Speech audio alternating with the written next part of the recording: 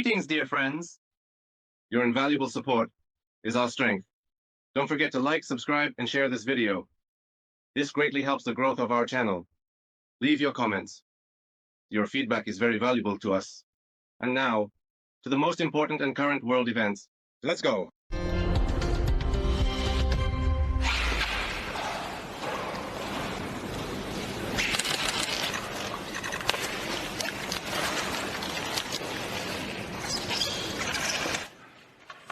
In the Vatican, the quarters of Pope Francis have been sealed. He passed away the day before at the age of 88. The papal apartments and his residence are sealed after the death of each pontiff. This is the tradition. They will remain closed until the election of the new head of the church, which will take place from the 5th to the 10th of May.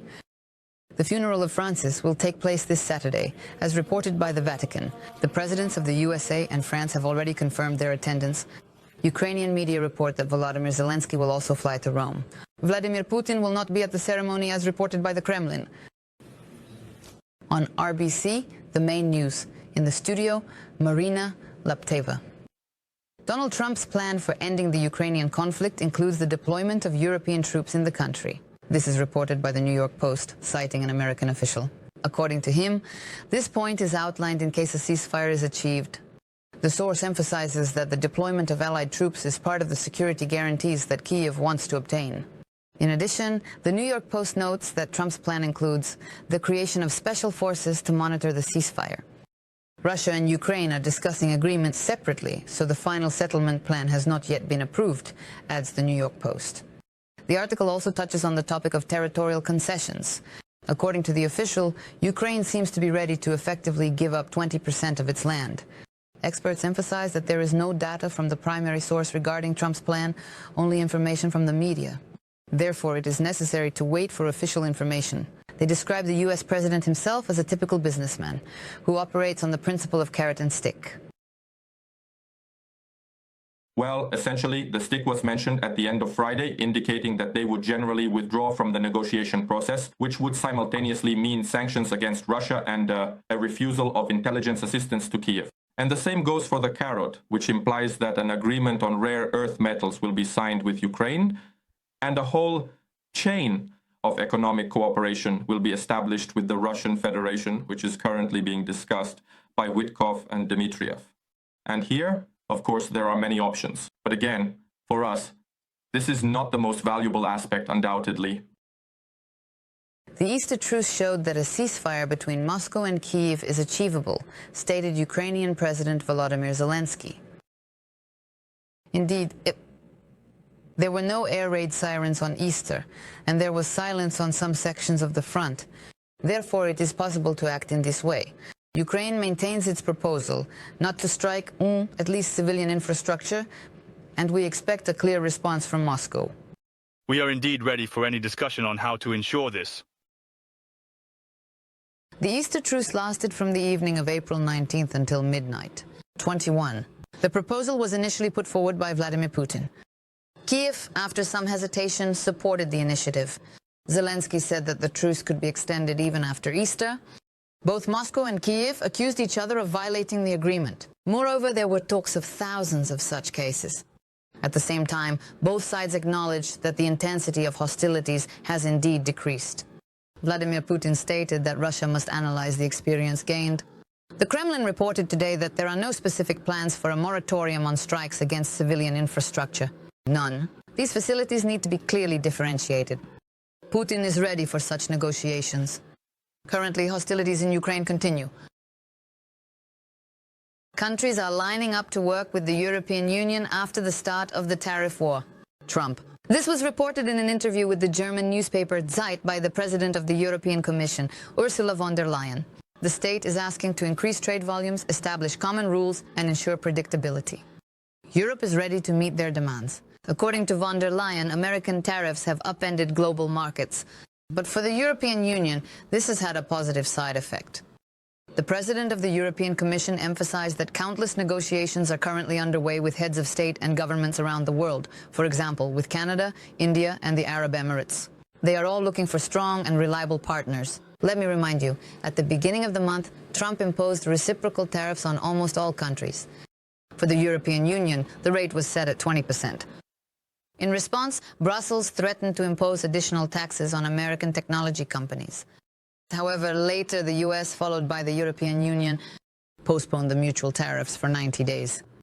The Trump administration is also seeking new trade ties with partners. US Vice President J.D. Vance arrived in India for a 4-day visit.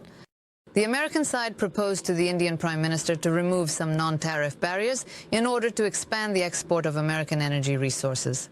In response, the U.S. is ready to supply more weapons, including F-35 fighter jets. Additionally, Washington intends to assist New Delhi in developing natural resources, particularly marine natural gas reserves and critical minerals. Thus, the countries have made significant progress in discussing a new trade agreement, Bloomberg reports. Jay Divens visited India with his wife and 3 children. In render mode, he was received in the Swine at the Amber residence, which is listed as a UNESCO World Heritage Site. The American representatives were greeted by folk dancers and drummers, and elephants.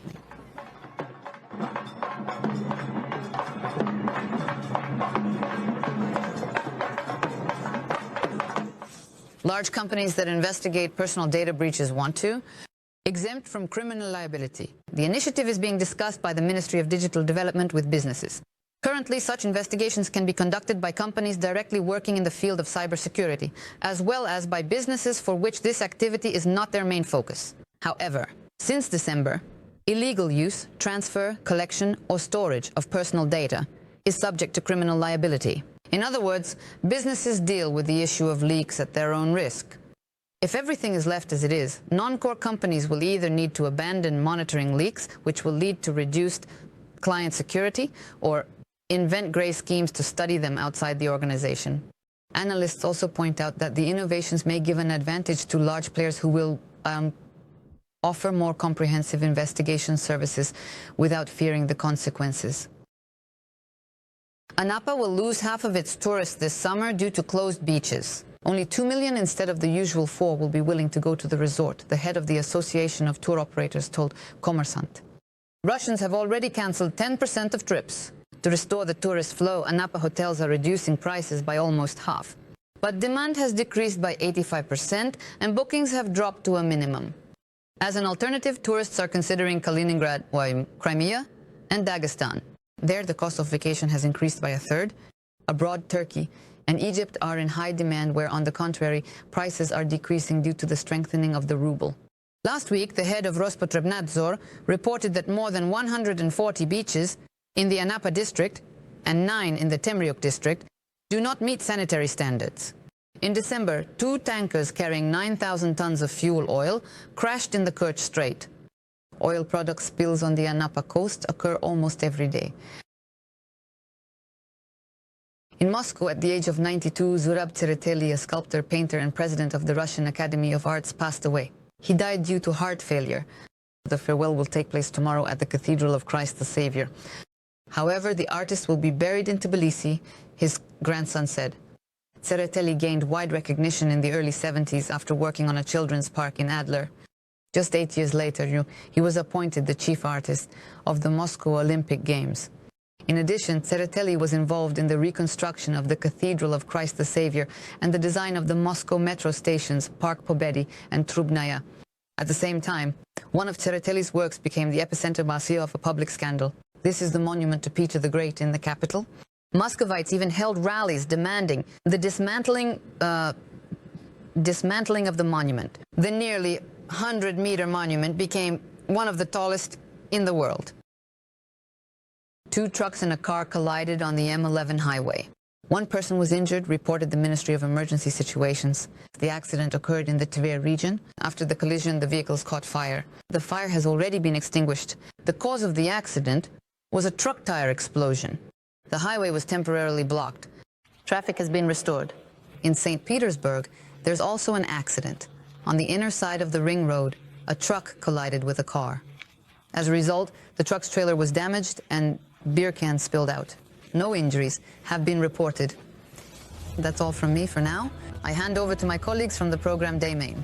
Back in the studio are Veronika Romanova and Andrei Levchenko. I welcome you. What topics will you be discussing now? We welcome you. The Ministry of Industry and Trade proposes to restrict the import of laptops and servers from several more foreign companies. Meanwhile, what is happening with the range and prices of electronics amid the strengthening of the ruble, including what is happening with phones? And we'll talk a little more about technology. Although, if we consider Chinese models, some cars resemble smartphones. We'll discuss the situation regarding car availability, including the range, which countries are expanding, and which might leave the Russian market for good.